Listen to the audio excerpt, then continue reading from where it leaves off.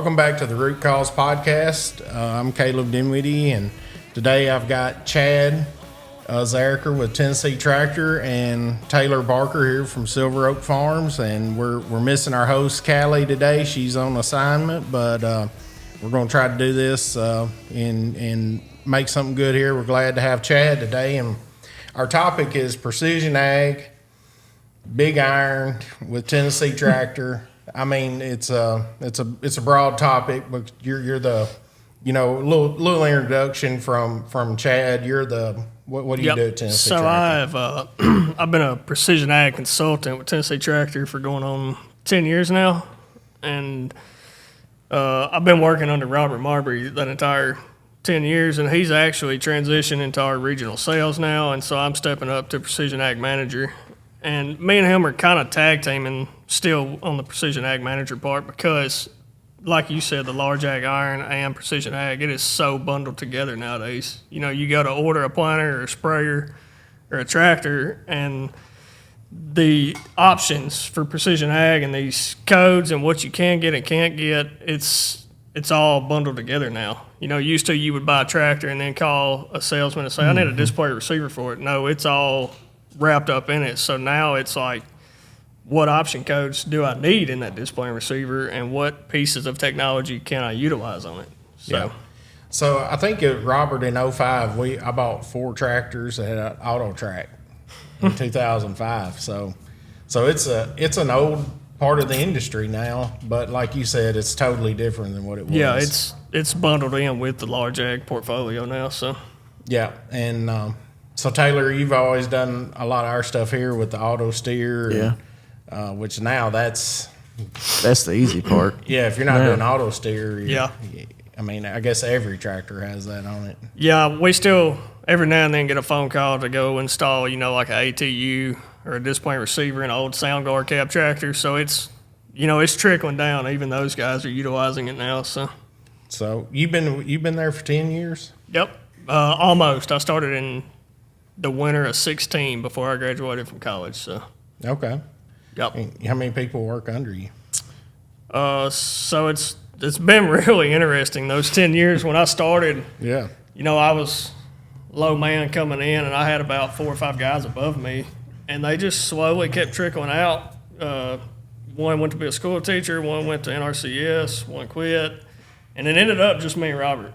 And so Robert was like, "You've got all of West Tennessee, go set us up, sign us up some guys on precision ag, and help customers out, with how they can utilize those pieces of technology and hardware on those machines." And we just kept expanding and growing, and Deere has done a really good job, pledging research and development into precision ag and staying above and on top with precision ag and helping customers utilize it.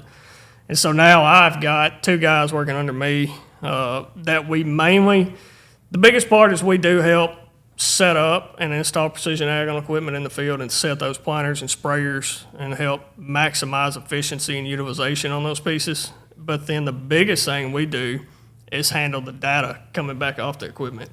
So they've invested all the money in that technology, and now then how do we make sure we're using it efficiently and helping reduce input cost and maximize yield?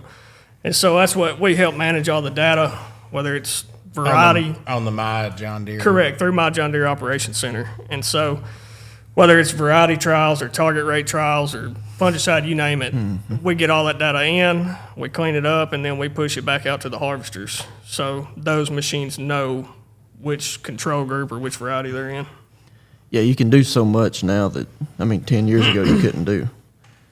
You can do so much, and a lot of it's actually becoming automated now. We've seen that this summer. So Deere's got the premium and ultimate combines now. The ultimates have the forward-facing cameras and satellite imagery laid in the background for predictive ground speed control.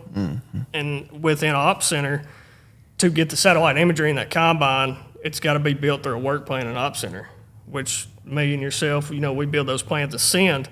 Well, anybody that had an ultimate combine in their Ops Center account, a active boundaried field with that seeding layer for that crop, for instance, wheat, it automatically built the work plans and sent to that combine. So you don't have to go in and send variety locator and things like that anymore. You still doing some stuff, but there is automation is coming. Gotcha. Within Op Center. So Yep. And I guess driverless equipment. yeah, that's a whole nother podcast there. Yeah, if you want to get on full automation. Yeah, no, not today. There really is some good pieces to talk about on that as far as Yeah. when folks when they hear the word automation, that's what they think of is a driverless tractor, but it's the automation of the combine, like I just talked about, the predictive ground speed where it's speeding up and slowing down the combine to maintain 105% load efficiency on that machine. Because what did it used to read off of? It's had that technology for a few so years. it's had a harvest settings automation, which used to be Combine Advisor, ICCA2, to where you set your loss limits, and then it's got cameras, it's looking at grain quality, and it actively adjusts the sieve and concave cleaning fan based off those parameters. Well, now, instead of being reactive, Deere is being proactive. We've got the forward-facing cameras, and we're looking at crop density, down crop, and that imagery and saying, all right, we're going to need to go ahead and slow down here instead of adjusting cleaning fan or sieve or concave to keep that machine loaded at 105%. So. Okay. Yep. Well, that's so it takes a little bit of the human error out of it. It does. Yep. That's, you're looking at labor troubles in, keeping an efficient operator in that cab that doesn't know how to quite set that combine like it needs to be. Right. And so that technology's doing it for you. Well, every end of the field's different. Everywhere's different. Oh, yeah. Yeah. Everywhere's different. And, me and you talked about the market conditions and economy we're in yesterday. And so for a farmer, on reducing input cost is huge, but maximizing and maintaining yield and putting that back in your pocket is bigger than ever right now. So Yeah, it counts. yeah, for a combine that can efficiently set itself and maintain grain quality and grain loss. Yeah, so we'll get into the agronomics, but tell me something. What is something that most people don't realize about working at a dealership like Tennessee Tractor? Something most folks don't realize. Probably the amount of phone calls you get in a day. Working in precision ag, it's So when I hundreds started of phone calls every day. In 05, we called into 1-800-GREEN STAR. Yep. We do still have stellar support that we call in for help, and then we got dealer chat and all kinds of stuff that we reach out. They charged assistance. us to have that support. Yeah. Apex, what about that? Yeah. So that's just the amount of phone calls. Probably so. Because you have how many customers? I mean, within West Tennessee right here, thousands. Yeah. And everybody's got 7 people working for them that got your number. Yep. So we and Deere helped structure like a global call center for dealers. So instead of everybody having our cell numbers, we've got one phone number to our office now, and it rolls over to the correct folks. Whether if they need display help, they press 2. If they need activations, and so on and so on. So it gets the call to the right folks. And if I'm not available, Wade or Joseph or Robert, whoever is next in line, can grab it. So it's helping us maintain that customer load and get them their answers and get them back running. So y'all are just West Tennessee. How many locations? 10 stores here in West Tennessee. 10 stores. Yep. And so how are you focused on serving the farmer? Just with that 1-800 and because all this equipment, like I don't operate like I did 20 years ago. It's different getting in the cab. So you have trainings and. Yeah, we have a bunch of trainings, and a bunch of it's online now. We've got one guy that's in charge of making sure techs and us and everybody is up to spec on their trainings and all this technology. I had a conversation with somebody the other day about called me needing an unlock. And used to, I could spit it off like that on what it was they needed. And now there's so many different displays and unlocks. Oh, yeah. And so now he's in charge of maintaining training and taking those courses and assigning all that online.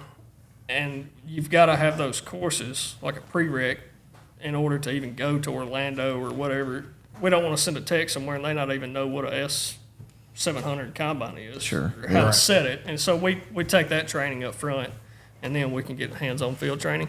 And we do as Tennessee Tractors do, where, we'll do in-field training. Oh, yeah. Yep. So what kind of feedback do you get from your growers? Do they want more training or are we just winging it? Most everybody prefers the one-on-one phone call or the one-on-one sit-down training versus having these big clinics.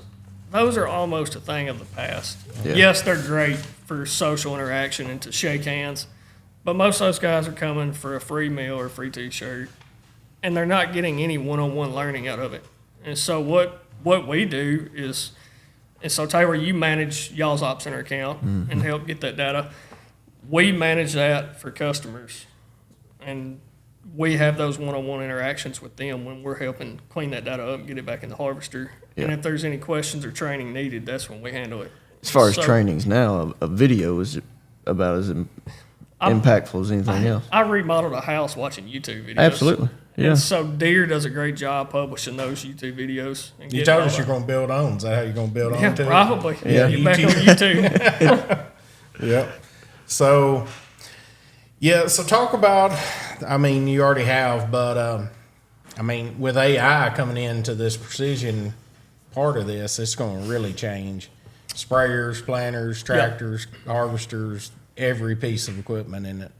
That and Op Center as well. I told Taylor there's some stuff coming down the pipe within Op Center to where you can go in and set it to run a report monthly or weekly or however, yield by rainfall amount, yield by planting date, and it will generate all these reports on a multi-field level for you. And today, you got to go in and run those reports one field at a time, draw your zone around it, and tell it I want to see yield by this layer. And so there's a lot of neat automation stuff coming in. Yeah. How far out? Next year. That's always their tailored next year. Yeah, I don't year. like to give dates because okay. we seen some stuff on it at some meetings back this past winter on it being available sometime this year, summer or fall. So Okay. Well, Op Center it's itself. closer now in any kind of automation on the machines, automation in Op Center. It's closer now than it's ever been. Yeah, Op Center's come a long way because used to, I think I had 3 different platforms that I'd work in to manage all the pull data. this out of Deere to do this as part of the data, but it's really become, because used to you had to write your prescriptions somewhere and then load them into the Yep. equipment. Now you can do it all in one spot. Op Center is pretty much a one bundled up platform to do anything in. The only thing it is lacking is financials. A lot of folks use something else for pay or whatever and managing farm income, but Deere has done a really good job partnering with Harvest Profit Yeah. to put your inputs in. And so that's kind of the financial portfolio to pair with Op Center. And that's the biggest thing, just putting your stuff in. And Correct. it's amazing the people I talk to that don't even put anything- their products in there. Yeah, if you can just document all that correctly up front in the field, anything else that's needed on the back end, it's pulling it from Op Center and tagging those financials or writing RXs or whatever. If you've got all that laid out and clean up front, it makes everything else flow so much smoother. Right. Yeah. So how long has Op Center been out since they closed out the what was it, Apex? When I started in 16, Op Center was available. And so I don't know the exact data when they came out with it, but it was pre-16. Yeah. And there was still some folks utilizing Apex in 16 when I started. I remember having to help move some data from Apex to Op Center. But it is a completely different platform from what it was when I started in 16. Yeah, they didn't have all the agronomic concepts of it then. It was just Where you planted and where you harvested, really. That pretty much for a setup hierarchy structure. Yeah. You got your client farm fields, boundaries, guidance tracks. All that is super nice to manage in Op Center now. Yeah, and we use it a lot. So we've got guys that come in that work for us that don't know anything about the equipment. You don't, as long as they can drive it, really that's all they have to do. That's what I said something about labor, getting an operator that knows how to run that piece of machinery. Well, now Op Center, if you've got an accurate boundary, it can generate full field guidance. Mm-hmm. You can send that to it, and that operator pulls in that field, and it pops up, you're here to do tillage and run this guidance track, and all he does is press accept. Yep. And so it's and hit come the a long steering ways. wheel button. Correct. Now you got turn automation. Yeah. And so you can set all your parameters, raise the plow, turn on the end, set the plow down. So if you were going to sit down with a farmer today who has resisted all this, how would you explain Precision ag and how to benefit from it? And what it offers him? Because there's still some guys that are there is. Yeah. And so for today, probably the biggest thing I would pitch on precision ag is the savings that those pieces of You technology. got to talk value. Yeah. Correct. The savings that those pieces of technology can give that farmer, whether it's electric metering on a planter or exact apply on a sprayer, it's all about product input savings in the market we're in today. And then the other factor would be the labor. And, yes, that farmer may balk at technology today, but in 10 years when he don't have any operators that can run that machinery and the technology is available and capable to do the things we just talked about, building that work plan and it doing it for you essentially. Yeah, just think about the 2016 model tractor that you worked on first versus today's. It's a very different piece of equipment. It is. It's totally different, but the technology pieces and capabilities it can do and really truly help farmers do a better job and maintain everything is phenomenal. Yeah, so where do you think we'll be in 10 more years? Full automation. Remote controls. I mean, that's what I think. We had a full automation machine 2 or 3 years ago running tillage down on a big bottom block, huge block, and it is great for those pieces. And I told somebody then, I was like, we'll never see it in West Tennessee. Well, then the more we learned about it and saw how that technology can work and benefit a farmer, yes, even our little chopped up 50 and 60, 70 acre blocks around here, if that farmer can take that tillage tool to that field that morning and start it and go get all his planters filled up or run any other errands he needs to and come back in 4 hours and move that machine to the next field. Yeah. That's where we're going. In 10 years, we will see full automation. Right. So how do you see John Deere handling the dealers? Are all the dealers at about the same point on automation? And I wouldn't say we're all at the same point, but they kind of score us and help us maintain that based off. They got a equation they do based off attainable acres and how many guys that we can hit and target and help utilize these pieces of technology. We're not all scored off take rates or use rates because we may have more guys that are way more progressive than the next dealer over. So Deere does do a really good job helping keep all dealers up to spec on customers they can target. So yeah. So the advice you give a young farmer who, just trying to get in and this technology isn't cheap. No, it's not. And it has to be the scale. It has to have scale to if you're saving $5 an acre on something, you got to have several acres to make that a meaningful number. Correct. Yeah. So what's your advice to young farmers on how to bring in some of this equipment? Is it buy used equipment and add the technology, or buy new equipment with the technology? In today's market we're in, if it's say a new farmer that's needing some newer pieces or newer precision ag pieces, we would target some 1 and 2 year old pieces of equipment that's already got some of the pieces of technology on them that he could benefit from. But also, depending on what year model equipment he's in, we've got the precision upgrade kits. So going to the See and Spray.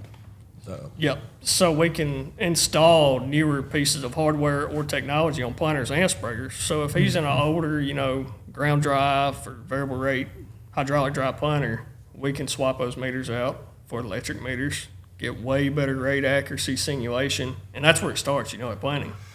Yeah. And so then also we can take it a step further if he's wanting to be a little more progressive. We've got puck kits for sprayers, specifically See and Spray Premium, that we can install, and you're talking big savings on chemical right there with the See and Spray systems.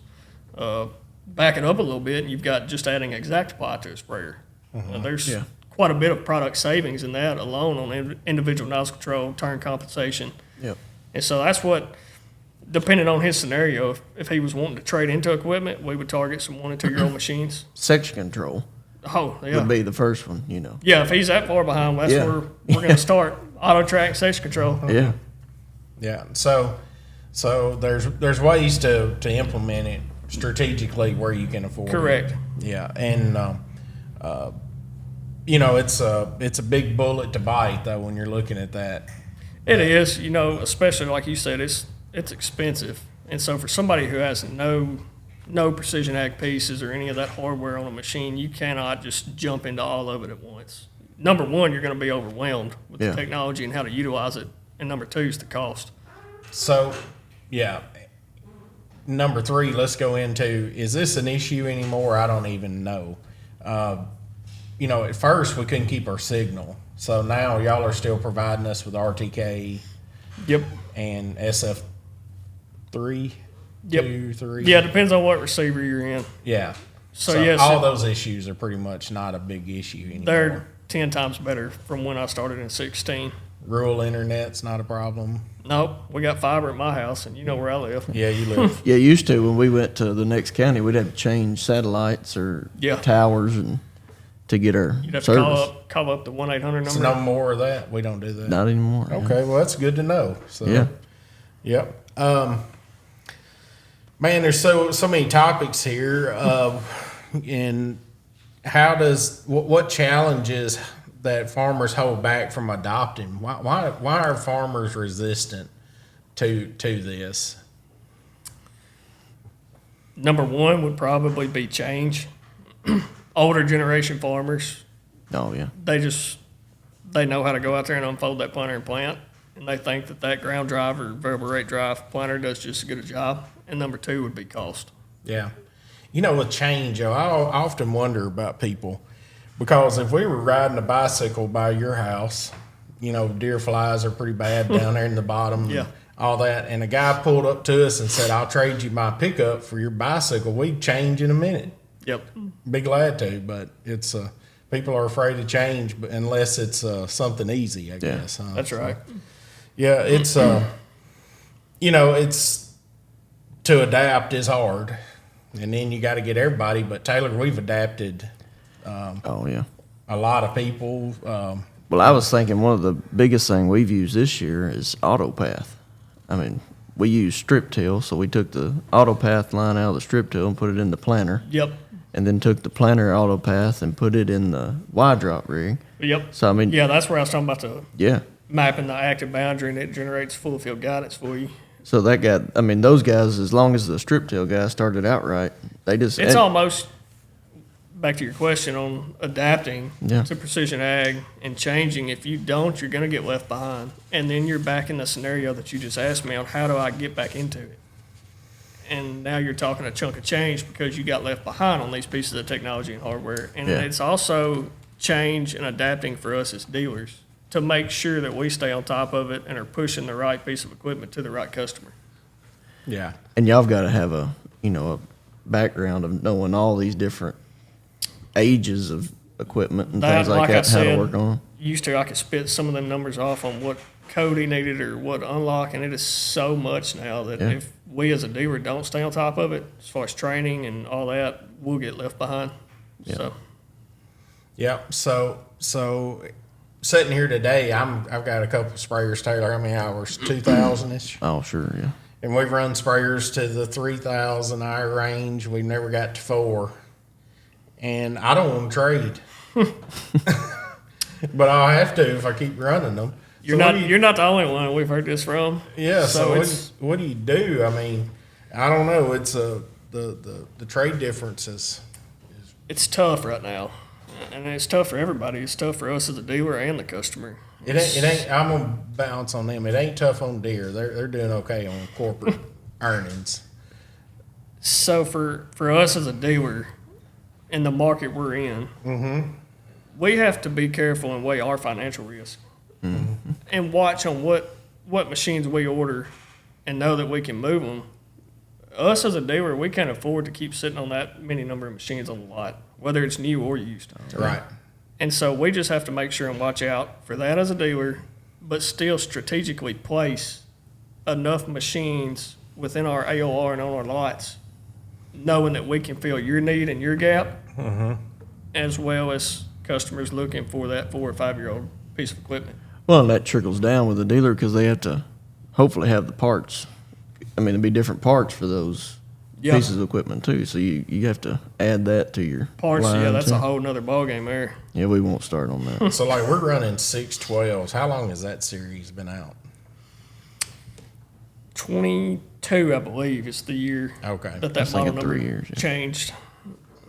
That's when we jumped. What'd you say, 612? Yeah. Yeah, that's when we jumped from the 4045. There we go. To Yeah. the 612. I can't keep all the numbers anymore, but so it's pretty new. Maybe they won't change series anytime soon, but probably will. What he's Not saying sure is on probably so. I'm not sure on the I guess model it's and I guess series it's change. like varieties. When you get a variety that you're comfortable with, they take it off.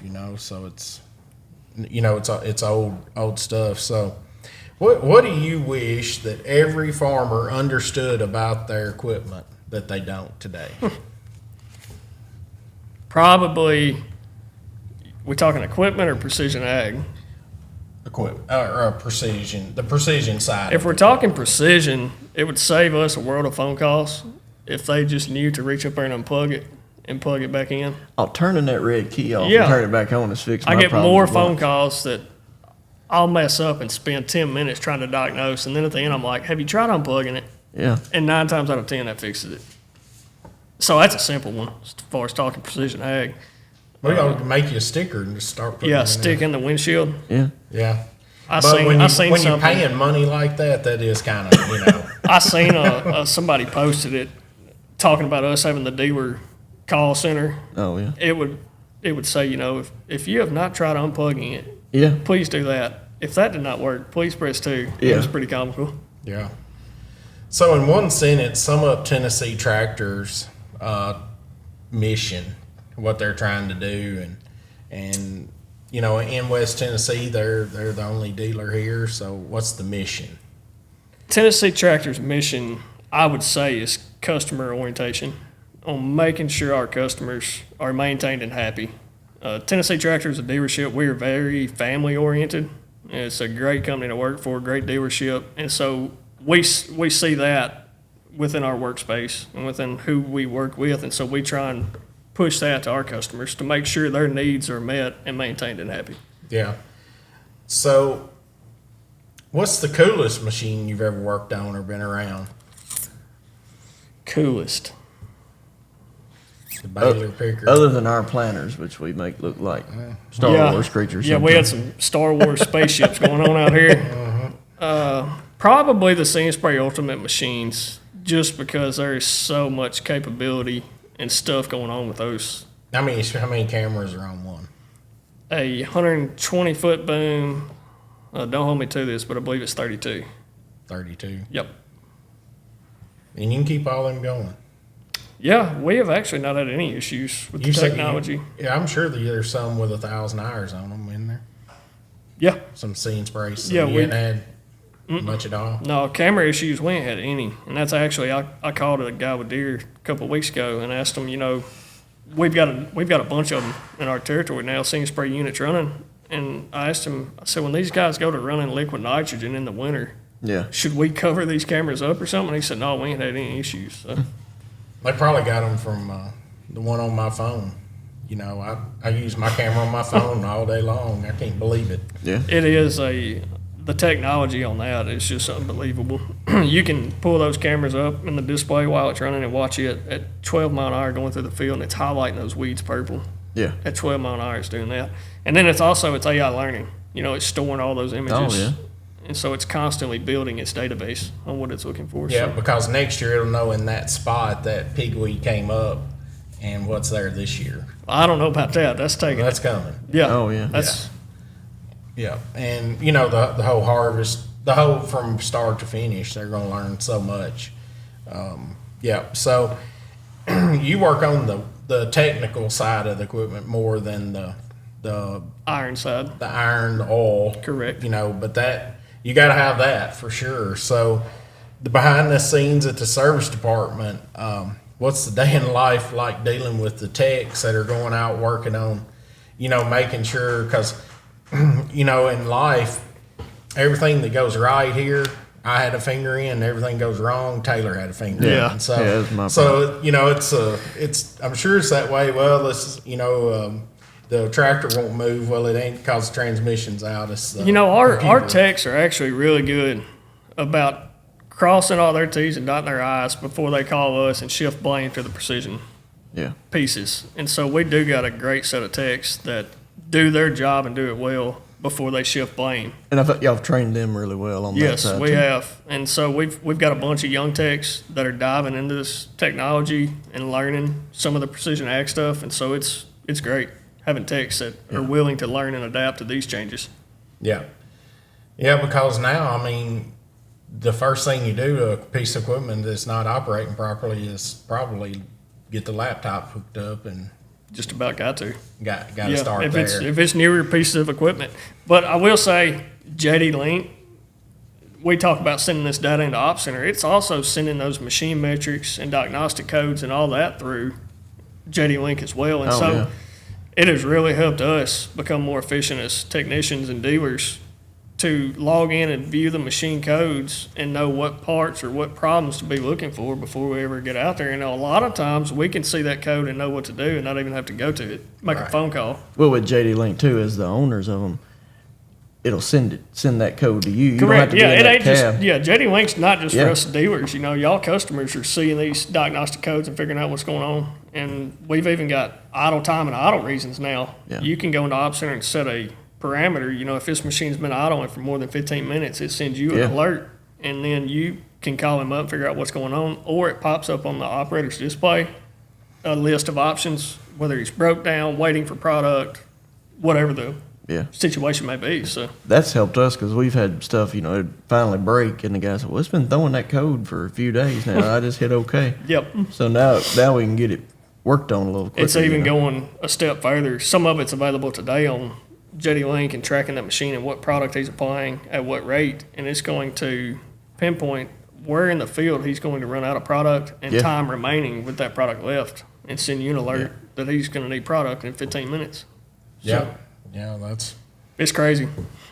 so kind of the whole what is the car thing, the new taxi, Uber, kind of the Uber effect. You can plan for it. Yeah, request a seat tender through the machine display. Yeah. So what is one tool that every farmer should be using but isn't? I mean, we got all kinds of tools. So what's the least utilized one that they should be using? Least utilized. Before you said that, I was going to say Op Center, because we've talked about the client farm field boundaries, guidance tracks, just managing that from a standpoint, and then managing the variety data, the spray data, and putting all that back in. But Op Center is utilized pretty heavily today by most growers. But if it's not being utilized by a grower, that's the number one tool I would push for them to sign up. It's free to use. Yeah. If you need dealer help or dealer support, we're there for it. But you set the account up, we'll get your JD Link machines put in it, have that data flowing in, and use that data to make informed decisions for next year. Yeah, so we've actually worked on API with Deere, and they're really helpful on that side too with Op Center. Yeah, you know, Deere's plunged millions into research and development through ISG and Op Center and helping maintain and promote this program and make it better and better. Just like we talked about, it's how much it's grown over the past 10 years. And so that is the number one tool I would tell customers they need to be utilizing. Yeah, compared to other equipment dealers, it seems like Deere's staying on top of their technology a lot better. Well, Deere knows that's the way it's going. Yeah. I mean, we've seen that, how Well, much we've they're grown. going to be a tech company. We've seen how much we've grown in 10 years. Yeah. Let's think about the next 10 now. Right.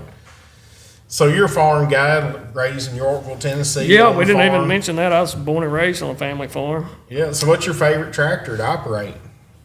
Well, it's got to be a nice R series, but we're a little old school on Zarecor Farms. We still got some double O's and 10 and 20 series, 4730 sprayer, which those are solid and sound pieces of equipment. And we do have Green Star and utilize technology on them. But you'd rather run an R series. Oh, every 100%. day, yeah. So much quieter. We still plant with 8300 in a stack fold for cotton, and that's what I end up riding. If I have to go help plant, I'm normally on that. And it's just listening to that hum all day. Yeah. Well, I mean, that could be a 99 model tractor. Or 98, 95. I believe, is what it is. Yeah, man, that tractor is older than you Oh, are. it's pushing 10,000 hours. Is it? Yeah, so it's lasting. Yeah, And Yeah, you have, which you know my dad. So Yeah. I think Zarecor Farms' motto is, if it ain't broke, don't fix it. If it run is, it till we're the go- wheels. if it is, we're gonna If it fix is, it. no, if it is broke, we're still gonna run it. Yeah. yeah, Which we got cattle also, and so cattle are hard on stuff. So I guess we are too. I don't know. yeah. Well, everybody's maintenance technique is different. It you is. know. It's always something, but that I guess that's another thing with all this integration. It tells you when to grease and when to. Yeah, maintenance plans, and you can set up maintenance plans in Op Center Yeah. and have it trigger that through Jody Links. So. Yeah. So what's one myth about all this equipment that you'd like to debunk? One myth. One myth about all this equipment. That is junk and throw away like a microwave. No, I'm trying to think of one I hear a lot. Probably most of the time, just an operator blaming equipment failure, equipment error, and 9 times out of 10, it's operator error. Yeah. But I can't really think of a myth that needs debunking. So a lot of times people say, well, I don't want people to know my data. Yeah, or that's see a my big one. data. You don't have time to sit there and look at everybody's data. You're not worried about it. No, we're helping clean up and manage 500,000 acres. Yeah. And so we don't care about your data. We just want to make sure your data's clean and that you can utilize it. Yeah. But as far as that's probably is a good one to debunk on folks thinking that we're sharing their data and pushing it out Selling there. it and all that. Yeah, no, Deere's got a great privacy agreement policy. You can check a box whether you want to share with third-party companies or not. And then us as a dealer within Tennessee Tractor, we really watch what parameters we give to techs and us. It's me and 2 others that have Yeah. full access to those accounts. Right. Technicians just have access to the equipment to view the machine diagnostic codes and help diagnose tech problems. Yeah. So that is a good one on the data debunking. Yeah. We're not diving into that data and sharing it. Yeah. Yeah, but it would be good to know, like in West Tennessee, what was the #1 corn variety? It is, and lot so of- we do Tennessee Tractor. If a customer wants us to help manage that account and pay us a service fee, we do help manage it. And so then we help customers put in plots and trials in. Yeah. We'll have a few guys in the northern region, western region, southern region say, what do y'all want to try this year? Whether it be 20-inch corn versus 30, and we'll help provide the equipment if we need to, whether it be a 20-inch head or a 20-inch planter. If it's a customer that's been wanting to see the difference between those two, or if he's got a hydraulic dry planter and wants to see what a 5E or EE planter can do for him, Yeah. we'll stripe a field. And we do help consolidate that data. And so any of those growers that helped facilitate a plot or a test trial, we then share all those trials with that group of growers. Right. So we do somewhat help those customers see what machine or what specific piece of technology can help utilize. Utilize that. Yep. Yeah. Taylor, what can you come up with for Chad here? I mean, he's about covered all of it I can think of. I mean, Yeah, I don't have to call in near as much as I used to because I think it's becoming easier to use. I mean, you don't have to go through all these different. One thing I think I need to work on is some of the stuff you have to do on your phone versus you can't do on the Desktop. computer. Yeah. Yeah. I think within the app, they do need to make it where we can send files Yeah. and help do, because everybody's always got a smartphone in their hand. So if Taylor's in the field, he can send a file or whatever from Yeah. the phone and not have to come back to the office. And that's getting better. I mean, a lot yeah. better. I mean, back in 05, you just can't imagine. Oh yeah. Oh, I mean, yeah, phone calls. you had to go to the desktop computer with Apex on it or call the 1-800 number. Yeah. And No, yes. like Taylor said, he don't have to call me as much because they use it every day, and y'all have adopted more and more pieces and Yeah. utilize these pieces of technology, and so that's kind of what we've hit on and talked about this entire time on growers adapting to it and utilizing it and seeing how these pieces of technology can truly benefit their operation. And I think, like we were talking earlier about value, and I brought up autopath. So we've placed the fertilizer and the seed right there within an 8-inch band, Yep. and we haven't had to broadcast it.